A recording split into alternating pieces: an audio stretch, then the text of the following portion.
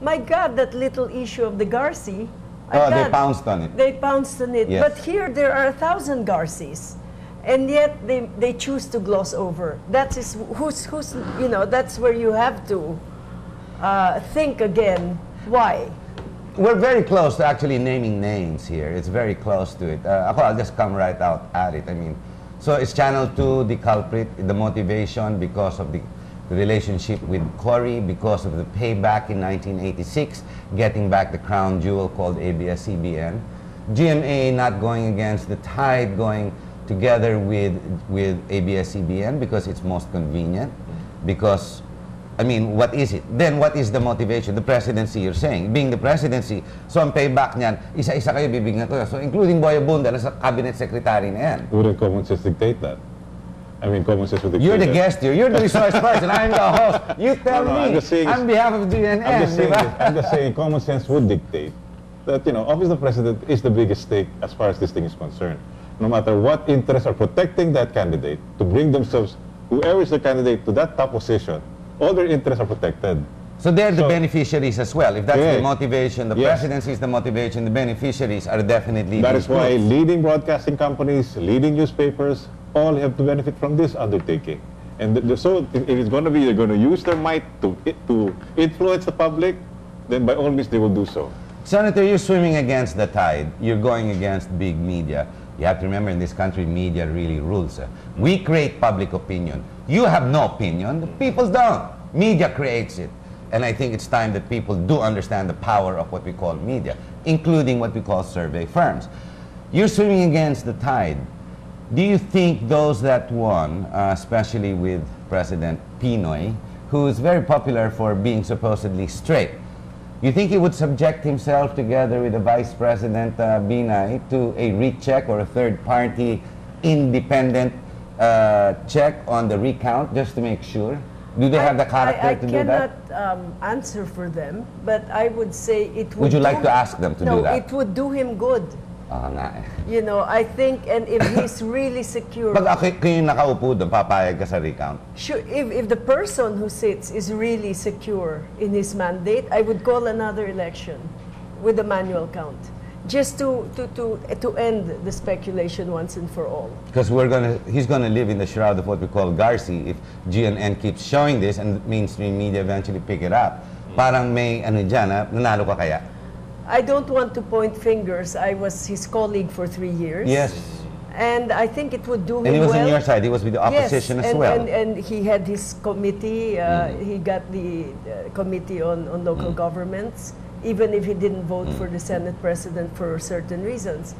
But I think it would stand him in good stead to say, okay, if there's a shroud of doubt, is there even the smallest shred of a doubt, let's open it Based up. on what you've seen on mainstream media, he's been interviewed in CNN lately. Sporadically he comes out on ABS-CBN, of course, the mother station. Diba? Do you think he's going to do it? Even Binay, I mean, hey, they already arrived. Nanalo na ako, narito na ako.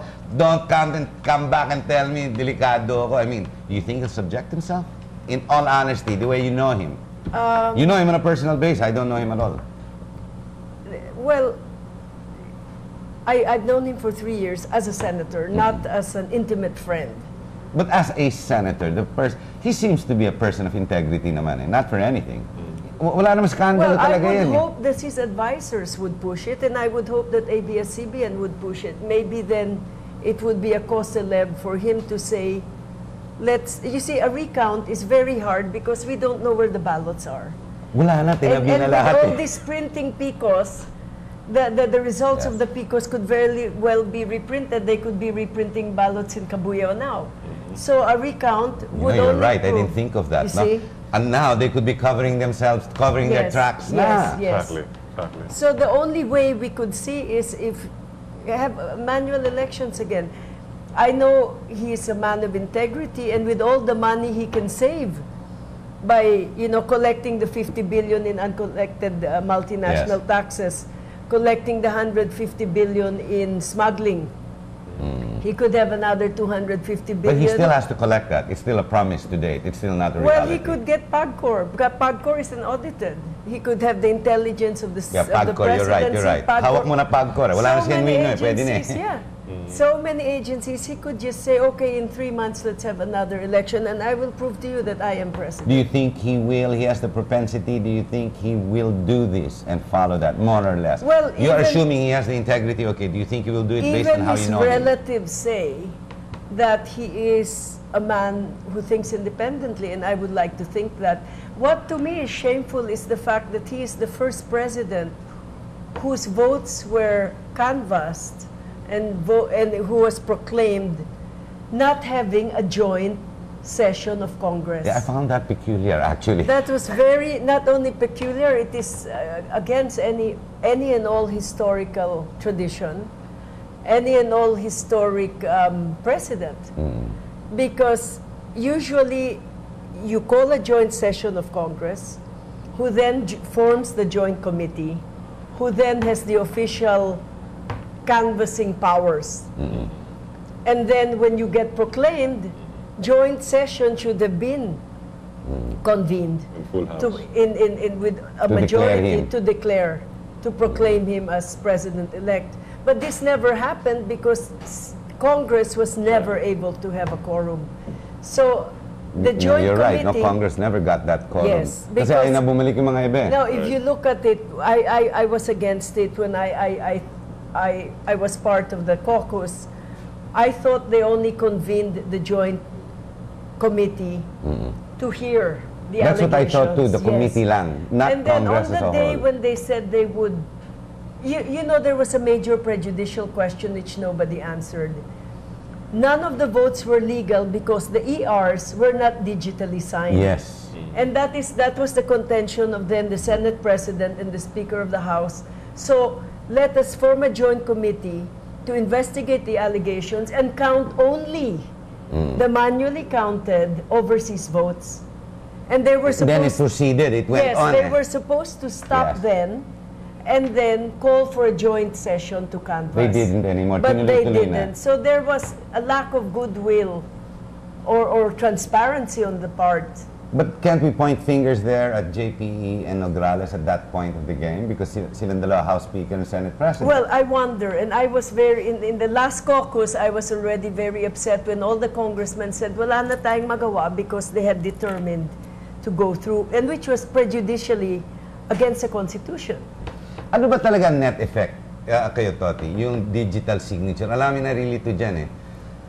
To my understanding, correct me if I'm wrong, without the digital signature, we will not understand or yeah, the digitalization not signed would identify fake versus genuine ballots as they come in, which is the summary of votes as they come in. Right.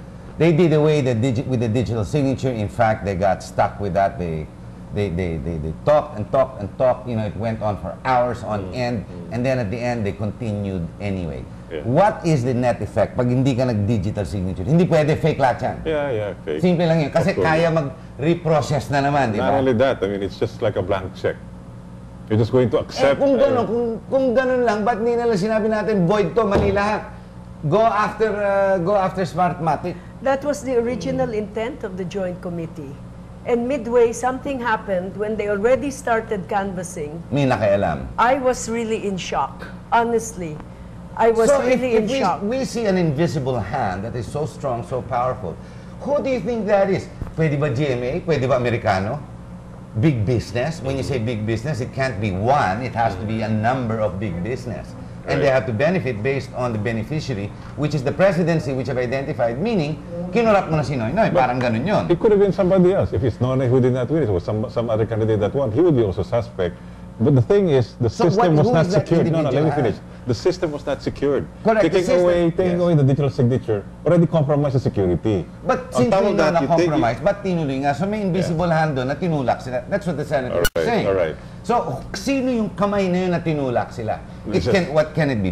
Big business. Can it be America because maraming interest sa Pilipinas? Right. It could Can be. it be the beneficiary or the President Noynoy? So, tatlo yan. All of the above.